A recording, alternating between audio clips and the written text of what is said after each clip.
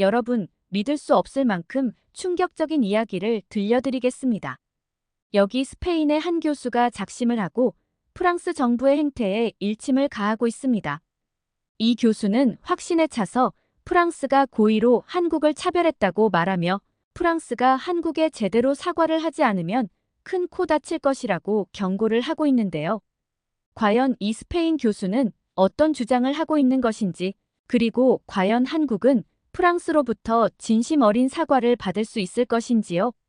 이른바 스포츠의 성지에서 탈락의 치욕을 안고 간 한국 선수들은 그야말로 불공정한 대우에 맞서 싸운 채 본분을 잃지 않았습니다.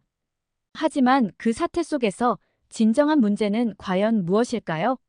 프랑스의 민낯이 드러난 순간 국제사회에서 한국의 위상이 다시 한번 상승할 기회가 찾아왔습니다.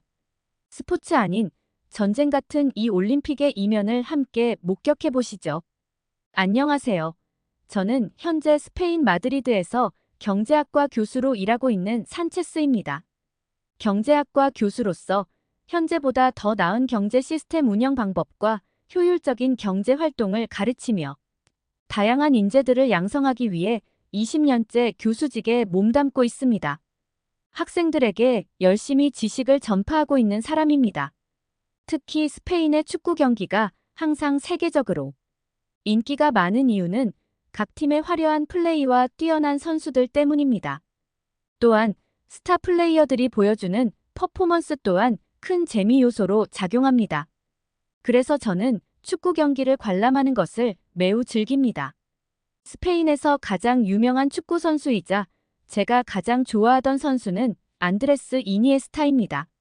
마법사라는 별명을 가진 이니에스타 선수는 스페인 국가대표팀에서 많은 기록을 세웠으며 FC 바르셀로나에서 오랜 시간 활약했던 선수입니다. 그는 능숙한 드리블과 예리한 패스 능력을 갖추고 있어 축구 팬들 사이에서 많은 인기를 끌었습니다.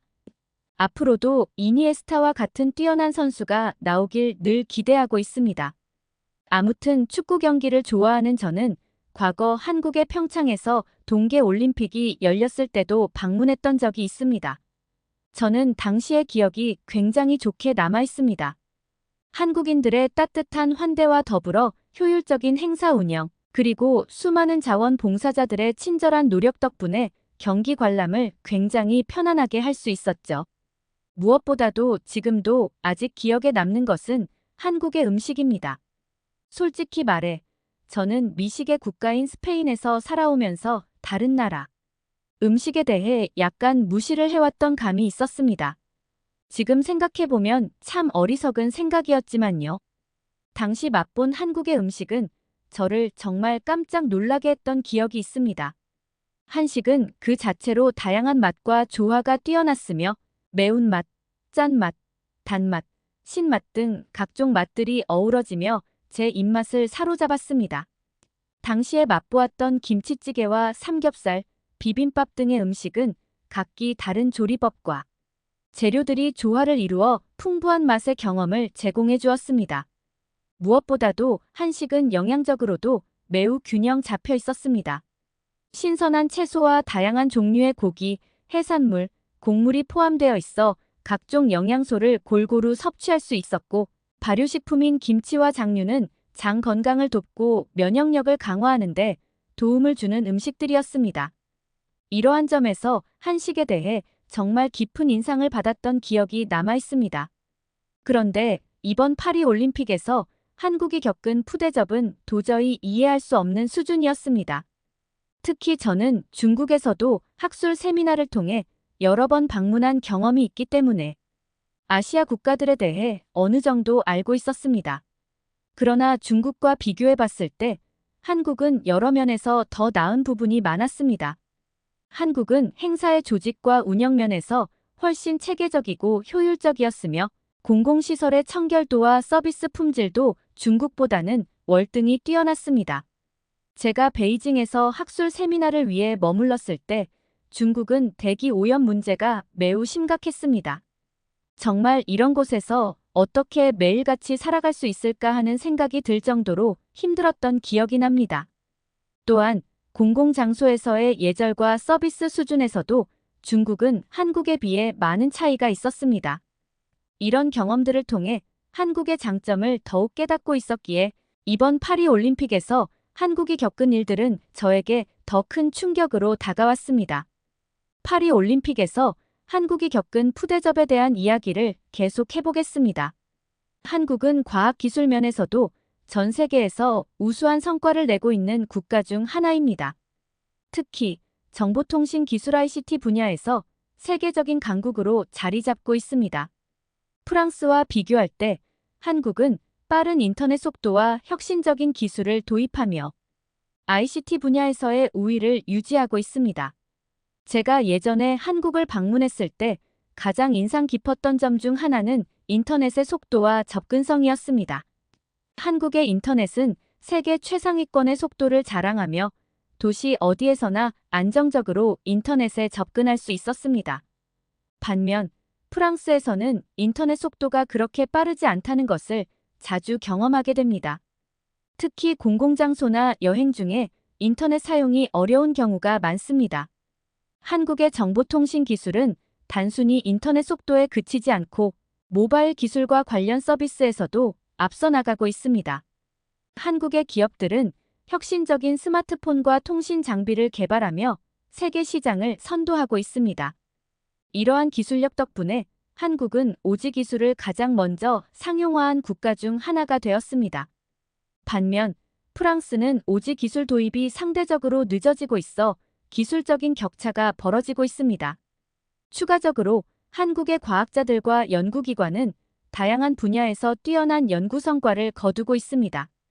특히 생명과학과 의학 분야에서의 연구 성과는 세계적으로 인정받고 있습니다. 한국은 줄기세포 연구와 바이오 기술, 의약품 개발에서도 우수한 성과를 이루고 있습니다. 반면 프랑스는 이러한 분야에서는 한국만큼의 두드러진 성과를 보이지 않고 있습니다. 한국을 방문하면서 느낀 또 다른 점은 교육 시스템의 우수함입니다. 한국의 교육 체계는 매우 체계적이고 학생들에게 높은 수준의 과학적 사고력과 문제 해결 능력을 길러줍니다. 한국의 학생들은 국제학업 성취도 평가 PISA에서 항상 상위권을 차지하고 있습니다. 반면 프랑스는 교육 시스템에서 개선이 필요하다는 지적을 자주 받습니다. 한국의 교육 시스템은 학생들에게 과학과 기술에 대한 강한 기초를 제공하며 이러한 기초 위에서 창의적이고 혁신적인 사고를 장려합니다. 이는 한국의 대학들과 연구기관에서 뛰어난 연구 성과를 내는 밑거름이 됩니다. 예를 들어 한국의 KAIST와 서울대학교 같은 명문대학들은 국제적으로도 높은 평가를 받고 있으며 혁신적인 연구와 기술 개발에 앞장서고 있습니다. 또한 한국의 대중교통 시스템은 매우 효율적이고 발전되어 있습니다.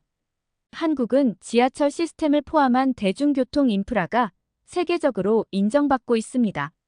서울과 같은 대도시의 지하철 시스템은 매우 정교하게 설계되어 있으며 시간 정확성, 청결함, 편리함 모두에서 높은 평가를 받고 있습니다.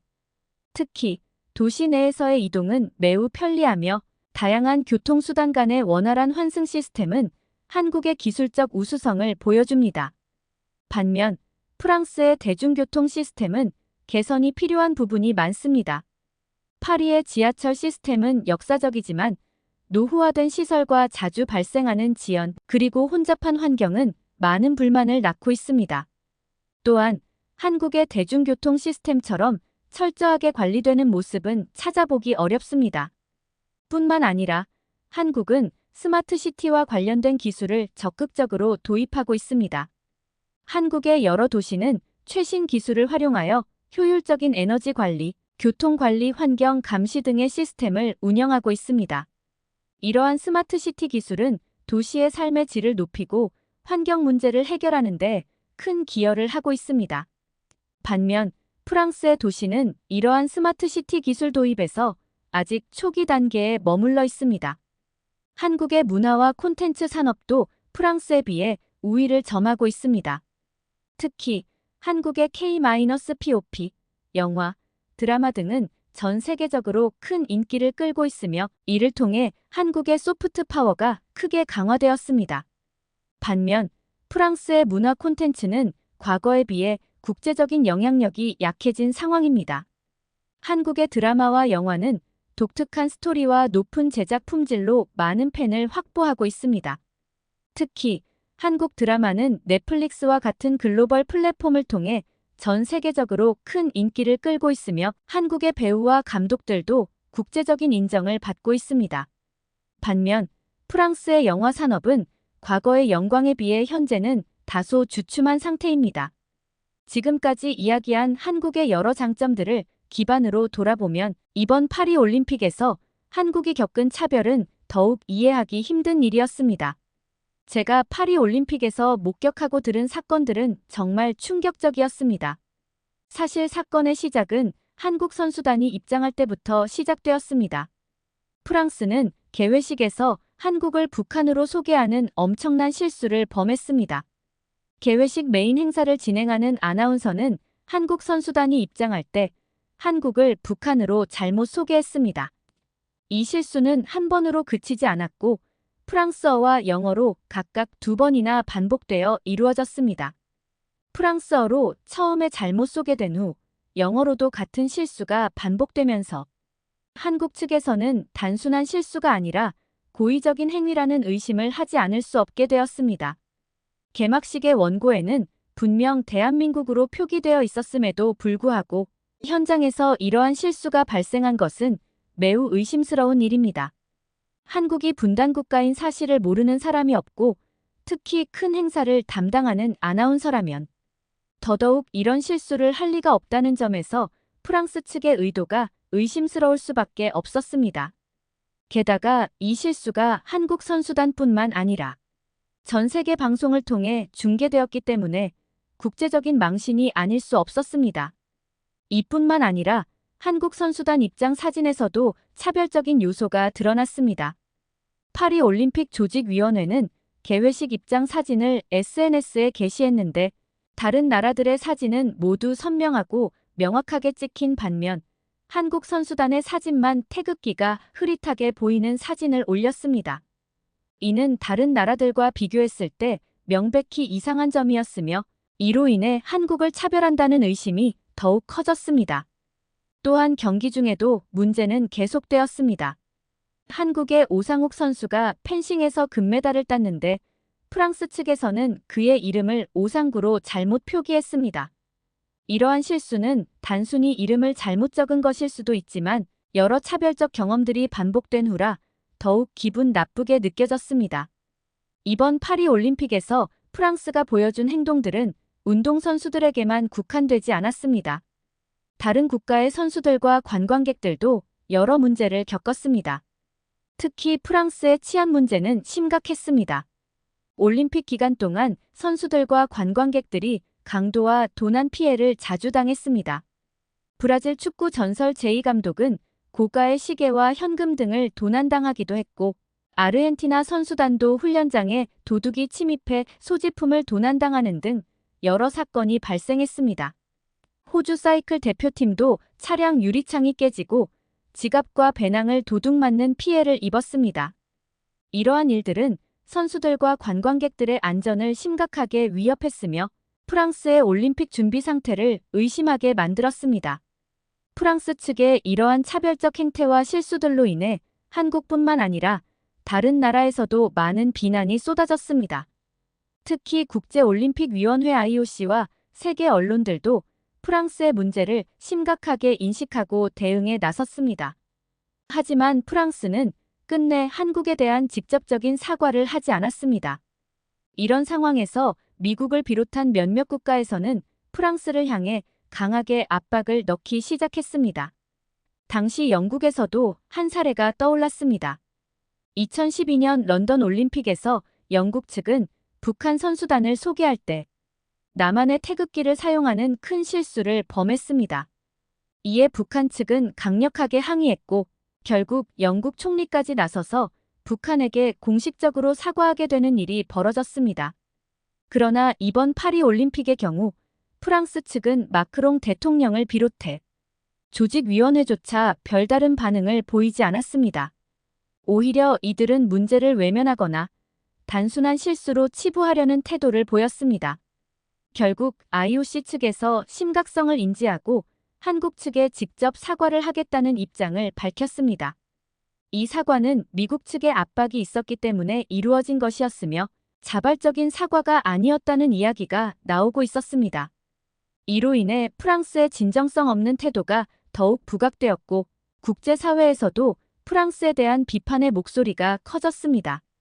프랑스는 한국과의 차별 사건뿐만 아니라 올림픽 준비 과정에서 발생한 여러 문제들로 인해 다른 국가들로부터도 비판을 받았습니다. 특히 프랑스의 치안 문제는 각국 선수단과 관광객들에게 큰 불안을 안겨주었습니다. 또한 경기장 시설 및 서비스 역시 미흡한 점이 많아서 많은 불만이 쏟아졌습니다. 프랑스는 이러한 문제들을 해결하지 못한 채 사실상 처음부터 끝까지 상당히 부실한 올림픽 운영을 보여준 셈이었습니다. 뿐만 아니라 프랑스의 경제적인 상황도 올림픽 기간 중 좋지 않아 물가가 치솟고 관광객들이 큰 불편을 겪었습니다. 올림픽을 대비해 숙박시설의 가격이 크게 오르고 음식물이나 기념품 등 모든 생활용품의 가격이 평소보다 훨씬 비싸졌습니다. 이에 따라 관광객들은 점차 프랑스를 떠나 다른 지역으로 향하는 경우가 많아졌습니다. 프랑스는 올림픽을 통해 특수를 기대했지만 그 기대는 크게 빗나가고 말았습니다. 이번 파리 올림픽에서 한국 및 다른 국가들이 겪은 차별과 불편을 볼 때 프랑스는 국제적인 스포츠 행사 운영에서 큰 미숙함을 드러냈습니다. 한국의 평창 올림픽과 비교할 때 인프라, 치안, 편의성 등 모든 면에서 뒤떨어진다는 느낌이 들었습니다. 이는 결국 한국과 프랑스의 준비와 운영 능력의 차이를 명확히 보여주는 사례가 되었습니다. 그에 반해 이번 파리 올림픽에서 나타난 한국 선수들의 기량과 저력은 그동안의 훈련과 노력이 헛되지 않았음을 보여주었습니다. 그럼에도 불구하고 프랑스의 차별적인 대우가 있었음에도 한국은 여러 종목에서 빛나는 성과를 거두며 세계의 그 위상을 과시했습니다.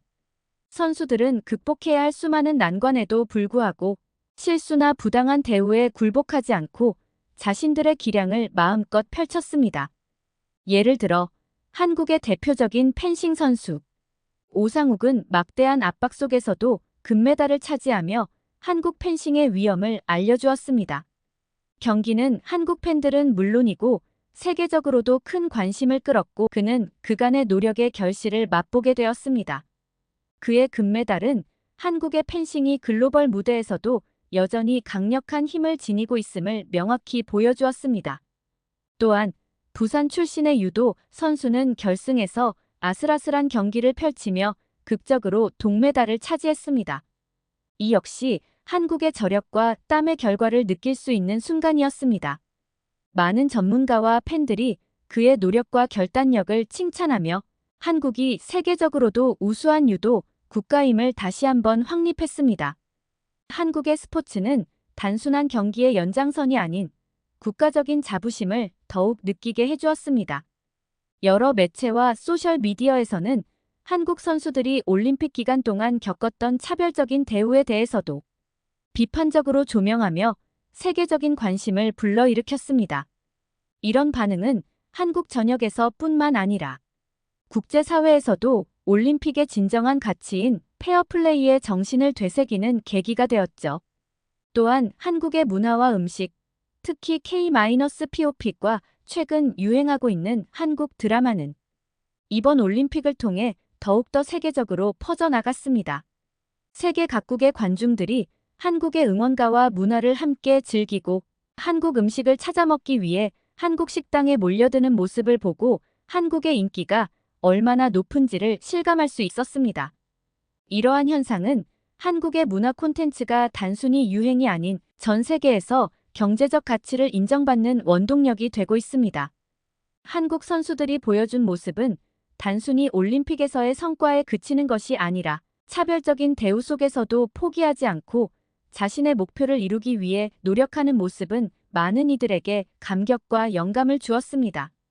이는 세계 무대에서 한국의 미래에 대한 기대감을 한층 더 높여주는 요소가 되었습니다. 이번 파리 올림픽에서 한국이 겪은 여러 가지 사건과 성과들은 단순히 스포츠의 범주를 넘어서는 의미를 지닙니다.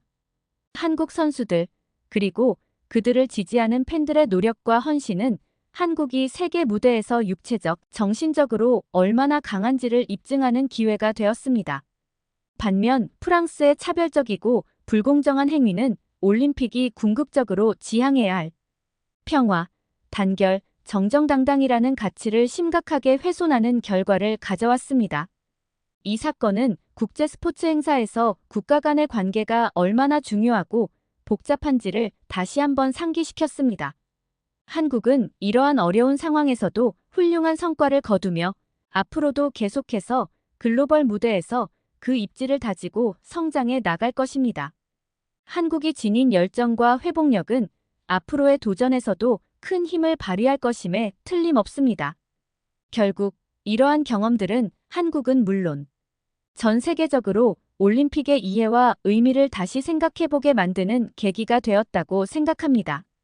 한국은 경쟁력 있는 스포츠 대국으로서의 입지를 더욱 견고히 하고 더 나아가 차세대에 대한 비전을 제시할 수 있는 모범을 보여줄 것입니다. 또한 이번 일을 통해 프랑스를 포함한 다른 국가들에게도 진정한 페어플레이 정신을 되새기게 해주는 기회가 되었으면 하는 바람입니다. 이제 저는 여러분과 함께 이러한 사건을 공유할 수 있어 기쁘고 더 많은 사람들이 한국의 강점과 문화를 알아가는데 도움이 되기를 바랍니다. 오늘 이야기를 들어주셔서 정말 감사합니다. 여러분의 소중한 시간에 감사드리며 앞으로도 계속해서 여러 흥미로운 이야기들로 찾아뵙겠습니다. 구독과 좋아요를 눌러주시고 알림 설정도 잊지 마세요. 다음 영상에서 또 만나요. 감사합니다.